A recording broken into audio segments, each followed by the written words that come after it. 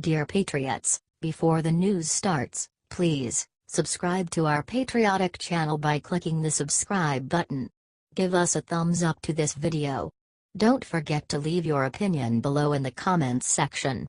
Share the news on Facebook and Twitter so your friends see it. Thank you. Educators blast Trump plan to help arm school staff. The Trump administration pushed Monday to sell a school safety plan that includes the potential of armed school staff, but it was met with intense criticism from school principals and teachers' unions who said it didn't go far enough and could prove harmful. Nonetheless, state legislators in places like Mississippi and Alabama who are trying to pass laws that would ease restrictions on guns on K-12 campuses say their efforts have seen a boost in recent weeks as President Donald Trump has repeatedly called for arming school staff, following the high school shooting in Parkland, Florida, that left 17 dead. Education Secretary Betsy DeVos acknowledged on NBC's Today Show on Monday that a gun in every classroom wouldn't be appropriate even as she defended the policy. The White House on Sunday night announced backing for a new Justice Department program that would aid states that seek to train teachers and other school personnel to carry firearms, as part of a package of steps to curb school violence. Officials said that existing DOJ funds would be used to assist states and local law enforcement that want to bolster their armed school personnel. Joanne Bartoletti, executive director of the National Association of Secondary School Principals, praised components of the White House plan, but called the push to arm teachers and other school personnel beyond trained police and school resource officers entirely misguided and dangerous. While the Trump administration's proposal provides coverage on several fronts, it leaves a gaping hole in addressing civilian access to weapons of war and offers solutions that could put more children in harm's way, Bartoletti said. Schools are not designed as fortresses, but as places of learning. We must be vigilant that schools are not hardened to the point at which security measures overshadow the need to build positive, trusting climates in which each student can learn at their best, Bartoletti said. Lily Eskelsen Garcia, the president of the National Education Association Teachers Union, labeled the administration's school safety package a distraction because it does not propose sufficiently tighter gun control laws. What they're trying to do is distract us, she said during an interview on MSNBC. We need something serious. Children are dying. Representative Bobby Scott, Democrat Virginia, the ranking Democrat on the House Education and the Workforce Committee, called the proposals inadequate and concerning. The administration has misplaced its focus on arming school personnel and dismantling civil rights protections for students instead of offering meaningful, evidence-based solutions to gun violence prevention, Scott said. Our students and families did not need a federal commission to study violence prevention, when real solutions that curb access to high-powered firearms and evidence-based violence prevention strategies are readily available. Senator Dianne Feinstein, Democrat California, said Trump has completely caved to the gun lobby, and that by endorsing the gun lobby's platform, he's showing a shameful abdication of his responsibility to lead. How can we possibly expect teachers, whose mission is to educate children, to respond to horrific mass shootings? Feinstein said. The Trump administration's proposal doesn't call for raising the age to 21 for the purchases of some rifles, an idea Trump has previously backed. On Monday, Trump confirmed in a tweet that he was backing away from the concept, conceding that there is not much political support for it. On 18 to 21 age limits, watching court cases and rulings before acting. States are making this decision. Things are moving rapidly on this, but not much political support, to put it mildly, Trump wrote on Twitter. But the age limit will be considered by a school safety commission that DeVos has been asked to lead. Everything is on the table, and the commission that is being formed of which I will lead is going to look at this issue, along with other issues, the point being that we have to get much broader than just talking about guns and a gun issue where camps go into their corners, DeVos said on the Today Show. Meanwhile, at least a dozen states are considering laws that would ease restrictions on guns on K-12 campuses, including some that would let schools arm trained teachers and other staff, according to the Education Commission of the states, which tracks legislation. Those efforts have flowered in recent weeks as Trump has repeatedly called for arming school staff. Just the fact that he's been out in front saying do something has helped motivate other legislators in the state to say, okay, what can we do?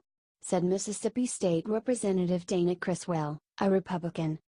A bill to let trained teachers carry on campuses that Criswell co-sponsored died in committee earlier this year, but after the Parkland shooting, and Trump's repeated calls for arming school staff, similar language to what was in that bill was revived in another that is still pending, Criswell said. I believe that's why the language was put back in the other bill, because the president, he leads, he said.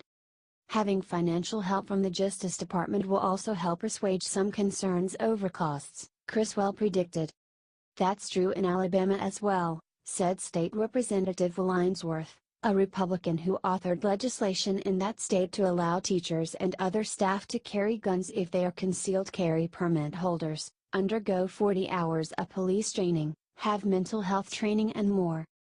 Ainsworth's bill has 33 co-sponsors in the state, but having the president's support is huge, he said. We feel good, he said.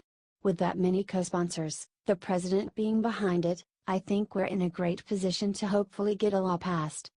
But Trendy Weingarten, the president of the American Federation of Teachers, said it's a terrible day in America when the president talks about hardening schools as opposed to creating welcoming and safe places for teaching and learning.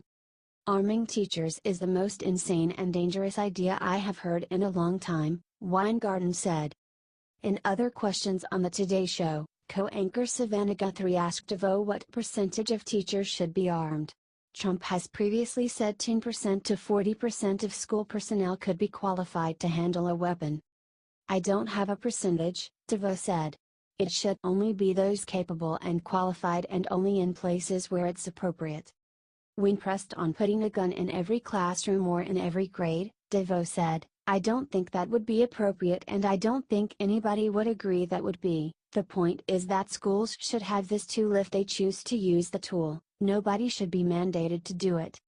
The Education Secretary also appeared on Fox and Friends Monday morning, stressing that schools should be protected like other venues, such as stadiums.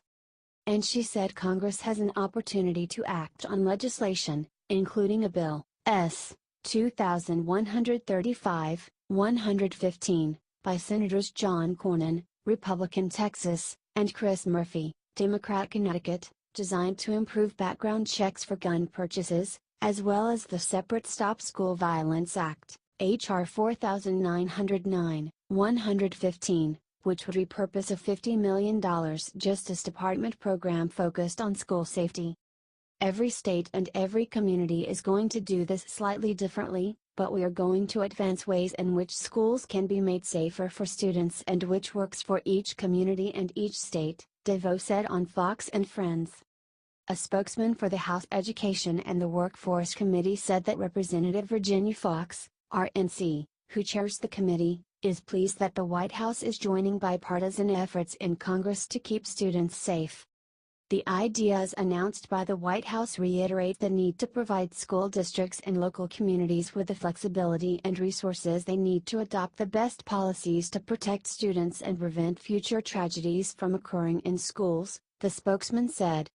Also on Monday, seemingly conflicting details emerged about who would be on the makeup of the School Safety Commission. The commission is expected to address issues like whether to repeal Obama-era school discipline efforts, the impact of video games on youth violence and age restrictions for certain firearm purchases. Hogan Gidley, a deputy White House press secretary, said Monday it will consist of federal officials who will work with all the relevant stakeholders to discover the root causes of school violence and develop effective measures to secure our schools and protect our children. On Sunday night, DeVos had told reporters on a conference call that I will fight along with everyone that will be part of the commission in this administration for every student and teacher to have a safe environment.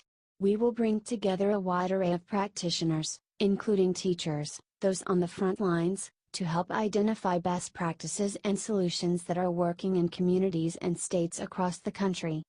Liz Hill, an Education Department spokeswoman, said DeVos will unveil a robust plan regarding the Commission's membership, scope of work and timeline in the coming days. She is humbled by the opportunity to lead this commission and is committed to finding common sense solutions that will keep our nation's children safe at school. Mel Leonor and Louie Nelson contributed to this report.